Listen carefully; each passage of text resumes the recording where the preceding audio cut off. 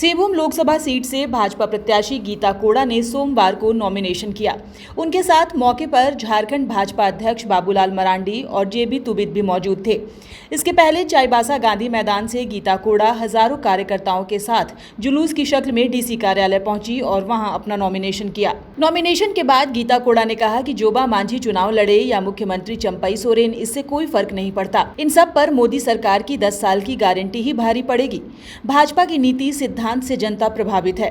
गीता कोड़ा ने कहा कि भाजपा की नीति सिद्धांत से आम जनता प्रभावित है। इस बार भी जनता उन्हें संसद में भेजने का काम करेंगे। गीता कोड़ा ने यह भी कहा कि भाजपा की नीतियों से आम जनता प्रभावित है और इस बार भी वो मोदी सरकार को ही संसद में भेजने का काम करेगी। झारखंड मुक्ति मोर्चा ने 4 सालों में कोई काम नहीं किया। वो पूरा क्षेत्र में दिखता है। जोबा मांझी जी जिस क्षेत्र से विधायक रही हैं, वो क्षेत्र सबसे ज़्यादा पूरे जिले में अगर कोई पिछड़ा हुआ जगह है तो वो मनोहरपुर के लिए उन्होंने कोई ऐसा कार्य नहीं किया जिसको दिखा करके वो बता सके। आदरणीय मोदी जी ने 10 वर्षों में कई काम किए हैं।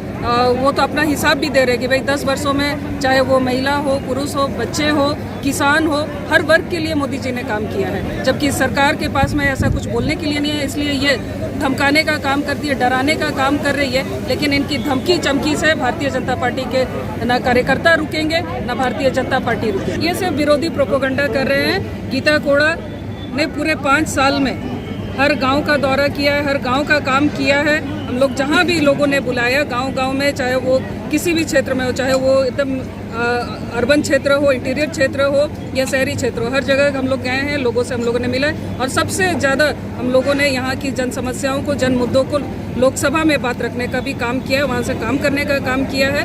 तो ये जैसे विरोधी प्रचार कर रहे हैं, भाई उनके नेता बताए ना वो कितना गाँव में जाते हैं, कितना घूम रहे हैं। पहले भी कहा है कि सिंहभूम के लिए बहुत सारी योजनाएं हम लोगों ने सोच रखी है। सबसे पहले तो भाई यहाँ पलायन रुके और यहाँ के लोगों को अच्छा स्वास्थ्य मिले। जो यहाँ के स्थानीय नेता के वजह से कई वर्षों से अस्पताल लटका हुआ है, पहले वो अस्पताल जल्द से जल्द बने और यहाँ के लोगों को स्वास्थ्य लाभ मिले, यहाँ के बच्चों को अच्छी शिक्षा मिले, शिक्षा, स्वास्थ्य और यहाँ के लोगों को रोजगार। बिल्कुल कुपोषण एक बहुत बड़ा मुद्दा था और आपने देखा होगा कि डीएमएफटी से हम लोगों ने उस पर कुछ काम भी करवाए आदरणीय मोदी जी, क्योंकि हमने ही लोकसभा में इस बात को रखा तो उसके बाद कुछ काम हुआ है।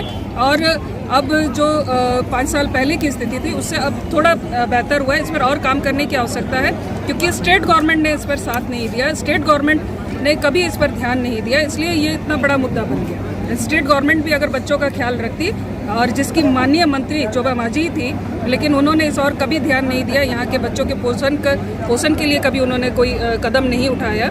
ये जो भी किया आदरणीय मोदी जी ने किया और इसका नतीजा है कि ये 5 साल में हम लोग थोड़ा ऊपर आए हैं, यहाँ के बच्चों का स्वास्थ्य थोड़ा सा ठीक है। न्यूज़ विंग के लिए गंगाधर और रफी समी की रिपोर्ट।